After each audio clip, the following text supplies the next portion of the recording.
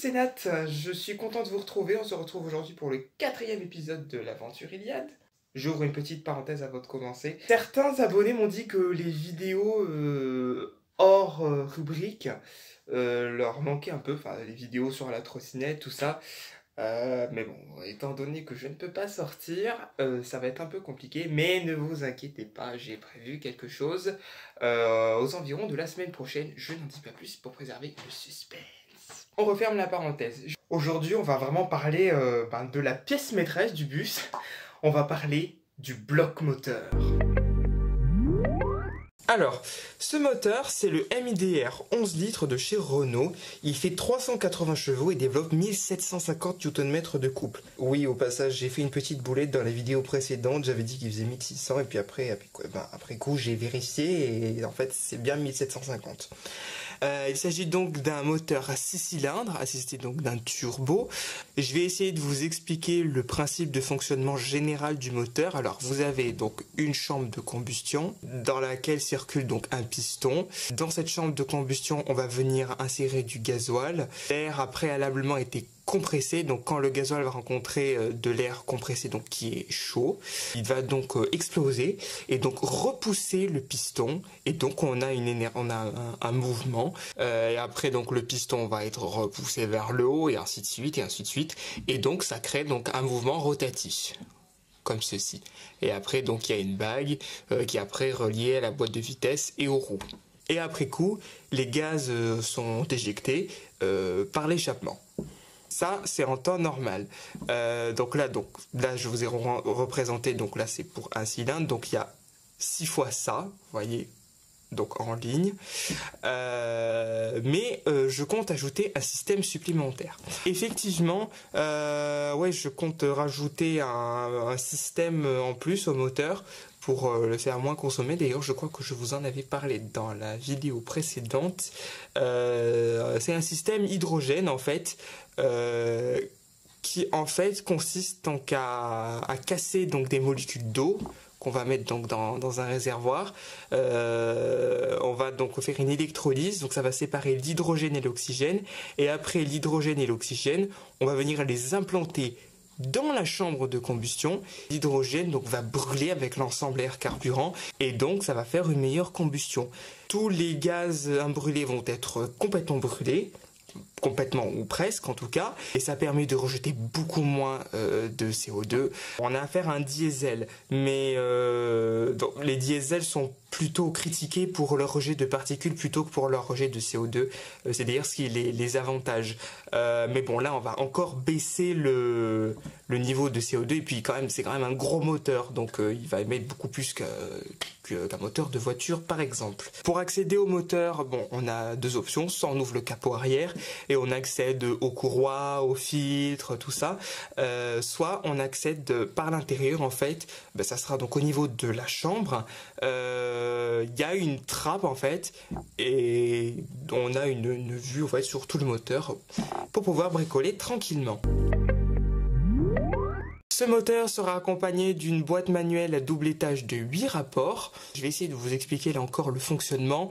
Bon, au début c'est très simple, vous passez première, seconde, troisième, quatrième, il n'y a pas de souci. Et puis après pour passer les rapports suivants, vous allez devoir pousser vraiment le levier vers la droite, il va y avoir un grand clac, vous voyez. Et après vous pouvez donc passer les 5e, 6e, 7e et 8e. Vous vous demandez peut-être pourquoi j'ai pas pris une boîte automatique. Alors, il y a deux raisons principales. La première, c'est parce qu'en fait, j'ai peur que la boîte vieillisse avec le temps. Bon, après, c'est de la super mécanique, hein, ça roule très bien. Vous voyez, là, c'est des autocars qui ont 20 ans maintenant et il y en a, bon, avec la boîte auto, il n'y a pas de problème particulier. Mais bon, j'ai quand même peur que la boîte elle vieillisse et qu'elle devienne un peu lente avec le temps. Et puis la boîte manuelle à 8 rapports double étage que je vous ai montré, elle est fiable. Elle est vraiment fiable. Et la deuxième raison, c'est juste parce que j'aime bien passer les vitesses, c'est tout. Et puis c'est pas c'est pas un système qui est désagréable à manipuler, vous voyez. Bon, après, il faut un certain temps d'adaptation. C'est pas aussi facile à manœuvrer qu'une boîte toute simple 5 vitesses. Mais bon, je pense que, bon, moi, C'est la solution qui me plaît le plus pour l'instant. Ensuite, un point sur lequel je voulais venir, j'ai oublié ce que je voulais dire. C'est formidable. Merde, j'ai oublié. La motorisation 380 chevaux que j'ai choisie, c'est donc la motorisation la plus puissante. C'est une motorisation qui, hélas, commence à se faire rare. Donc c'est pour ça que éventuellement, si jamais elle est vraiment pas disponible, je trouve vraiment pas d'Iliad avec un 380 chevaux, je passerai sur un 340. C'est la motorisation avec la puissance juste en dessous. Cela dit, j'aimerais vraiment avoir ce 380 chevaux. Je vous explique pourquoi. Bah, en fait, c'est par rapport à la puissance. Le 340 chevaux, on obtient 340 chevaux qu'à partir de 2100 tours minute. Tandis que avec le 380 chevaux qui est donc plus puissant, on obtient ces 340 chevaux à un régime moteur plus bas, environ 1400 tours minute. Et donc du coup, bah, ça m'intéresse. C'est plus avantageux de prendre le 380 chevaux. Mais bon, s'il n'y est pas, je ferai avec. Et puis le 340 chevaux, de toute façon, il se débrouille très très bien.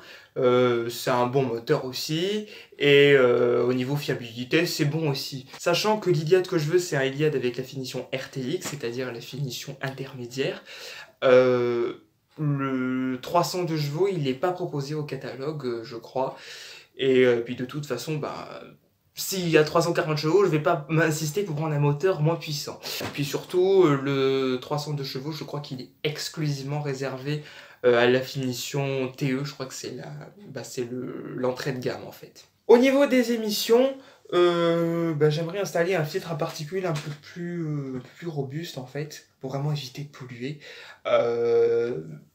Mais ça encore, ça sera un équipement second. Quand j'aurai vraiment fini l'aménagement, le bus, tout ça.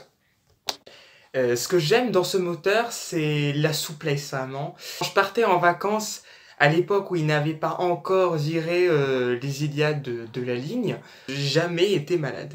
Par contre, dès l'instant qu'ils ont changé la ligne et qu'ils ont commencé à mettre des crossways, là, je peux vous dire que je faisais une drôle de tronche. Et ce que j'aime par-dessus tout dans ce moteur, c'est le bruit.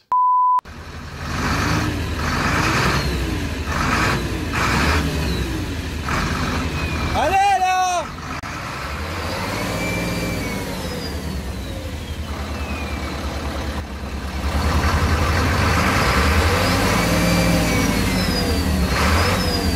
Bon! Au niveau de la consommation, bon alors comme je vous l'ai dit tout à l'heure, c'est un 6 cylindres en ligne diesel, donc forcément ça consomme un peu beaucoup.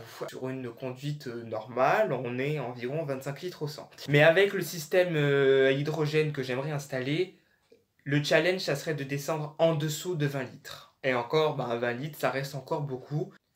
Au niveau de l'autonomie, je ne suis pas mécaniquement limité. Le réservoir est assez grand, je crois qu'il y a 300-400 litres, je ne sais plus exactement. Par contre, évidemment, le frein, il va être financier. Si vous vous amusez à faire le plein, là, on tourne sur un plein autour des 600 €, quoi. D'où la nécessité de faire des économies de carburant, de rouler tranquillement, de mettre un système hydrogène pour encore optimiser la combustion et encore faire baisser la consommation. Et ouais, voilà, moi, il n'est pas question d'avoir un véhicule qui pollue massivement, quoi. Je veux pas de traînées noires derrière moi. Du coup, ouais, vraiment, je vais vraiment essayer de tout mettre en œuvre pour pas qu'il y ait une empreinte carbone vraiment importante, vous voyez. Parce que le but de ce projet, donc, c'est d'habiter dedans. Et donc, c'est de faire des économies par rapport à un logement en maison ou en appartement. Je vais faire des économies au niveau du chauffage, au niveau des taxes, au niveau des factures. Je n'ai pas de loyer, je n'ai pas de facture d'électricité, je n'ai pas de facture d'eau, pas d'impôts locaux. Avec ce projet, j'ai vraiment un défi économique et écologique à réaliser. Donc voilà, l'idée c'est de faire le maximum d'économies possible. Quand j'aurai l'Iliad, il faudra que je procède à certaines vérifications d'usage pour être sûr que mon moteur tourne bien et pour garantir ma sécurité. Premier point, il faut que je fasse attention au refroidissement. Je pense notamment à Jérémy des Vadrouilleurs qui, me semble-t-il, a eu un problème de carlostat. Il faut que je fasse attention aux huiles, vérifier que les niveaux sont bons et que les huiles sont encore bonnes. Le problème, c'est que si je vais aller chercher un Iliad, alors je peux très bien en trouver un en France, mais vous savez que les autocars ont une seconde vie parfois dans les pays de l'Est, et parfois ils sont entreposés des années comme ça, sans forcément suivre une maintenance. Donc il faut vérifier les huiles, il faut que je vérifie s'il y a des fuites au niveau des injecteurs. Là encore, dans un souci d'économie de carburant, et puis je vais pas perdre du carburant dans mon moteur, ça peut s'enflammer, c'est dangereux. Il faut que je fasse des mesures de carburant en cycle mixte. Pourquoi?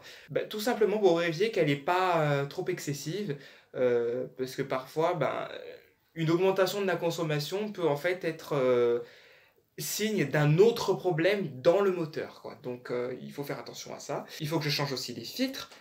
Le filtre à gasoil, le filtre à huile et puis le filtre à air. Il faudrait que je fasse éventuellement une vidange, sauf si elle a été faite, que le car il a été maintenu. Et il faut aussi que je fasse attention aux pneumatiques, voir s'ils sont pas trop usés. Et puis c'est un point important parce que sur un poids lourd, les pneus, ça représente quand même un sacré investissement. On parle de plusieurs milliers d'euros pour changer tous les pneus quand même. Donc c'est important de réfléchir sur ce point-là avant. Avant de terminer cette vidéo, j'aimerais remercier chaleureusement les Vadrouilleurs Forever qui m'ont permis de publier un petit extrait de leur vidéo où on entend le moteur de leur Iliad. J'aimerais aussi les remercier pour le soutien qu'ils m'ont apporté, et je voulais remercier aussi ceux qui m'ont laissé des commentaires. Ça fait vraiment plaisir, ça me donne vraiment envie de continuer, vous voyez. Et alors même si parfois dans ce projet il va y avoir des hauts, des bas, vraiment ça me donne envie de continuer, vous voyez. Et c'est important pour moi, parce que j'ai vraiment pas confiance en moi du tout, vous voyez. Mais vraiment là avec ce projet je sens que je tiens quelque chose, vous voyez. Et ça me fait plaisir et j'avance et je suis content, voilà. Alors encore une fois je vous dis à tous un grand merci. N'hésitez pas à mettre un commentaire, des pouces bleus, des pouces rouges, c'est vous qui voyez. N'hésitez pas également à vous abonner. Je vous le rappelle, mettez la petite cloche des notifications si jamais vous voulez recevoir une notification dès qu'une vidéo ou une nouvelle actualité sort sur YouTube. Quant à moi, je vous dis à bientôt pour la prochaine vidéo. Salut!